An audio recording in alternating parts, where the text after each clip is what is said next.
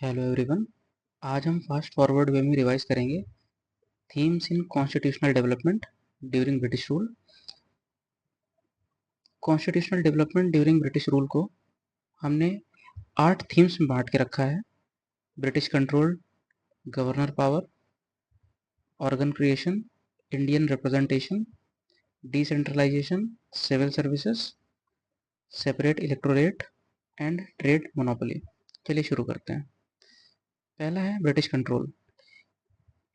इसमें हमने जितने भी एक्ट्स थे उन सभी के प्रोविजंस जैसे कि 1773, 1784, 1813, 1858, 1919, 1935, इन सभी एक्ट्स के लास्ट के 2 डिजिट्स को हमने यहाँ पे ले लिया है और इसी के सीक्वेंस में हमने उसके प्रोविजंस को लिखा हुआ है। जैसे 1773 का प्रोविजन था इंटरवेंशन कोर्ट ऑफ डायरेक्टर्स, 1784 का प्रोविजन था कंट्रोल बोर्ड ऑफ कंट्रोल, 1813 का law ratification by British parliament. Likewise इन सारे ही थीम्स में हमने ऐसे ही सीक्वेंस में लिखा हुआ है। चलिए शुरू करते हैं। ब्रिटिश कंट्रोल, इसमें 1773 के प्रोविजन में सबसे पहले ब्रिटिश ने इंटरवेंशन किया थ्रू कोर्ट ऑफ डायरेक्टर्स। इससे पहले कंपनी का कंपनी पर ब्रिटिश पार्लियामेंट का कोई भी डायरेक्ट कंट्रोल नहीं था।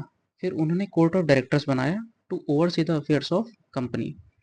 इसके बाद 1784 के थ्रू उन्होंने बोर्ड ऑफ कंट्रोल बनाया, जिससे कि उन्होंने कोर्ट ऑफ डायरेक्टर्स से सिर्फ कॉमर्स के अफेयर्स ओवरसी करने के लिए और बाकी के अफेयर्स बोर्ड ऑफ कंट्रोल से ओवरसी करने के लिए बनाया।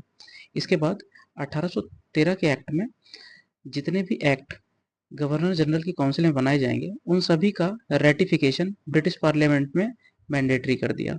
इसके बाद 1858 के एक्ट में क्रोन रूल आया, जिसमें वायसराय और सेक्रेटरी ऑफ स्टेट ये ब्रिटिश एंड पे बनाया गया। इसके बाद 1919 में प्रोविंशियल डायरकी स्टार्ट की गई और सेंट्रली अभी भी पूरी तरीके से कंट्रोल ब्रिटिश का ही रखा गया। 1935 में प्रोविंशियल डायरकी को एबॉलिश कर दिया गया और प्रोविंशियल ऑटोनॉमी दे दी गई। Dyarchy is the opposite of autonomy. और सेंट्रल डायरकी प्रपोज की गई थी 1935 के एक्ट में, लेकिन उसी समय वर्ल्ड वॉर 2 की वजह से ये इम्प्लीमेंट नहीं हो पाई। इसके बाद सेकेंड थीम गवर्नर पावर। इसमें 4 साल के एक्ट्स 1786, 1793, 1861 और 1935। इसमें 1786 में बंगाल के गवर्नर की पावर को वीटो पावर दिया गया इन स्पेशल केसेस और इसे कमांडर इन चीफ बना दिया गया। 1793 में इसकी वीटो पावर को और एक्सटेंड किया गया और स्पेशल केसेस के साथ साथ सारे ही केसेस में वीटो पावर दे दी गई। 1861 में इसे ऑर्डिनेंस जारी करने की शक्ति दी गई और 1935 के एक्ट में जितनी भी रेसिडुअरी पावर्स थी वो गवर्नर को दे दी गई और governor to act on advice of executive, एक तरीके से रिस्पॉन्सिबल गवर्नमेंट की शुरुआत की गई।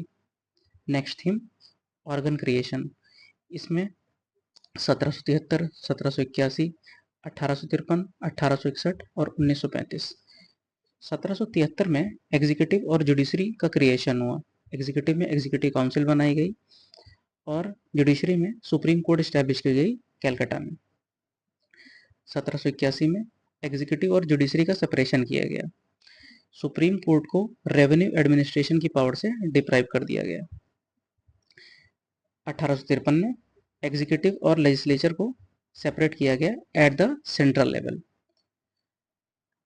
1861 एग्जीक्यूटिव और लेजिस्लेचर को सेपरेट किया गया प्रोविंशियल लेवल पर, सेंट्रल पर पहले ही हो चुका है। और सेंट्रल लेजिस्लेचर को बाई कैमरल बनाया गया, like upper house and lower house. और कैबिनेट और पोर्टफोलियो सिस्टम की शुरुआत भी इसी एक्ट के थ्रू की गई। 1935 में प्रोविंशियल लेजिस्लेचर को बाई कैमरल बना दिया गया और फेडरल कोर्ट स्टैब्लिश की गई दिल्ली में। अगली थीम इंडियन रिप्रेजेंटेशन। जितने भी ये ऑर्गन क्रिएटेड हुए हैं एग्जीक्यूटिव, जुडिशरी, लेजिस्लेचर, इनमें इंडियन का कैसे रिप्रेजेंटेशन, इंडियंस का रिप्रेजेंटेशन कैसे आगे बढ़ा ये देखेंगे। जिसमें 1853, 1861, 1892, 1909, 1919 और 1935 के एक्ट्स के प्रोविजंस को देखेंगे। 1909 के पहले 1853, 1861 और 1892 इन तीनों ही में एग्जीक्यूटिव पे जीरो रिप्रेजेंटेशन था इंडियंस का, लेकिन 1853 में लेजिस्लेचर में अनऑफिशियली नॉमिनेट किया जाता था इंडियंस को। इसका कोई प्रोविजन नहीं था, बट अनऑफिशियली किया जाता था। 1861 के एक्ट में ये ऑफिशियली नॉमिनेशन स्टार्ट हुआ। 1892 में लेजिस्लेचर में इनडायरेक्ट इलेक्शन स्टार्ट हुए। जिन मेंबर्स को इनडायरेक्टली इलेक्ट किया जाता था उन्हें क्वेश्चन पूछने और बजट पर डिस्कशन का अधिकार दिया गया। 1909 के एक्ट में एग्जीक्यूटिव में सेंट्रल लेवल पे और प्रोविंशियल लेवल पे एग्जीक्यूटिव पे एक मेंबर को अपॉइंट किया गया जो लॉ मेंबर था और ये भी नॉमिनेटेड थे, और प्रोविंसेस पे कोई भी मेंबर अपॉइंट या नॉमिनेट नहीं किया गया। लेजिस्लेचर में डायरेक्ट इलेक्शन की शुरुआत हुई और सप्लीमेंट्री क्वेश्चन पूछ सकते थे मेंबर और बजट पे रेजोल्यूशन मूव कर सकते थे। 1919 के एक्ट में एग्जीक्यूटिव में सेंट्रल लेवल पे एक से ज़्यादा, दो या तीन, बहुत ही कम टोकन रिप्रेजेंटेशन स्टार्ट हुआ, और प्रोविंशियल लेवल पे ट्रांसफर्ड सब्जेक्ट का एडमिनिस्ट्रेशन इन अनऑफिशियल या इंडियन मेंबर से किया जाने लगा। लेजिस्लेचर में प्रोविंसेस में हाफ मेंबर्स इलेक्टेड होने लगे, ये इंडियंस थे, नॉन गवर्नमेंटल मेंबर्स, और सेंट्रल लेवल पे टू थर्ड नंबर ये इलेक्ट किया जाने लगा नॉन गवर्नमेंटल मेंबर्स का। 1935 के एक्ट में एग्जीक्यूटिव में सेंट्रल लेवल पे टोकन रिप्रेजेंटेशन मतलब बहुत ही कम, और प्रोविंशियल लेवल पे फुल रिप्रेजेंटेशन देना चालू किया गया।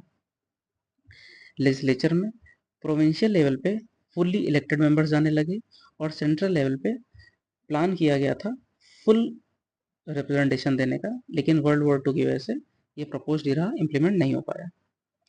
अगली थीम डिसेंट्रलाइजेशन। इसमें 1773, 1781, 1833, 1861 और 1935 के एक्ट लिए गए हैं।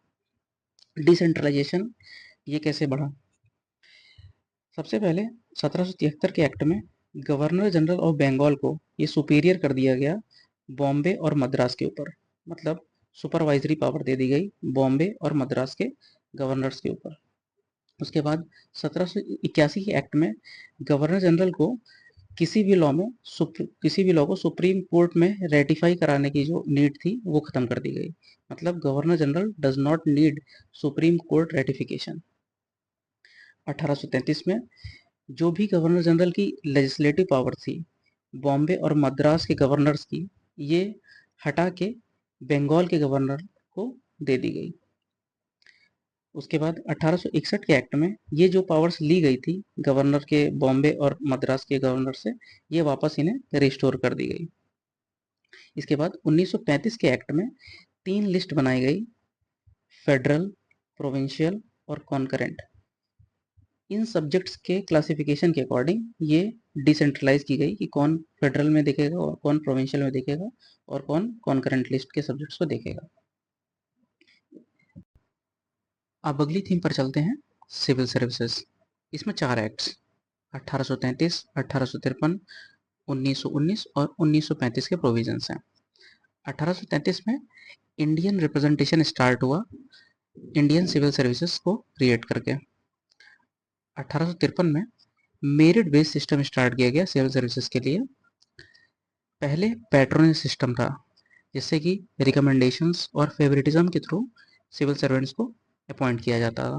1919 के एक्ट में all India service, central civil services और प्रोविंशियल सिविल सर्विसेज को सेपरेट किया गया, और साथ ही साथ इन सारे एग्जाम्स को इंडिया में कराने की पहल स्टार्ट की गई, जिसके तहत प्रोविंशियल सिविल सर्विसेज का एग्ज़ाम इंडिया में 1921 में स्टार्ट हुआ, और इसके ऊपर हायर सिविल सर्विसेज का 1922 में स्टार्ट हुआ।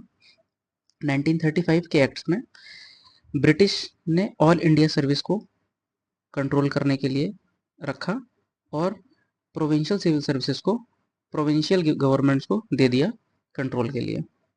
Next theme separate electorate. इसमें 3 एक्ट्स 1909, 1919 और 1935। 1909 के एक्ट में सेपरेट इलेक्टोरेट प्रोवाइड किया गया मुस्लिम्स को। 1919 के एक्ट में इसे बढ़ाकर सिख, क्रिश्चियंस, यूरोपियंस और एंग्लो इंडियंस के लिए बढ़ा दिया गया।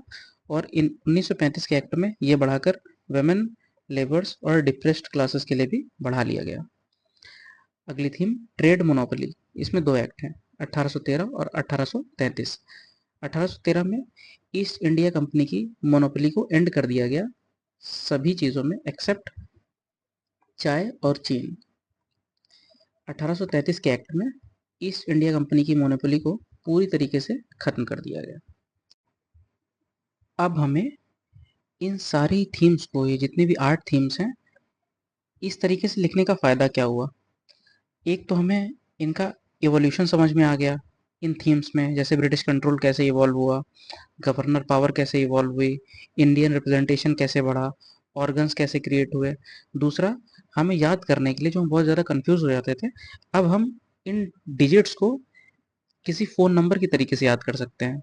738413581935 जनरली मोबाइल नंबर 10 डिजिट्स के इंडिया में होते हैं, तो उसको हम ब्रिटिश कंट्रोल के अगेंस्ट में वो नंबर याद कर सकते हैं। वैसे गवर्नर पावर में याद कर सकते हैं 86936135।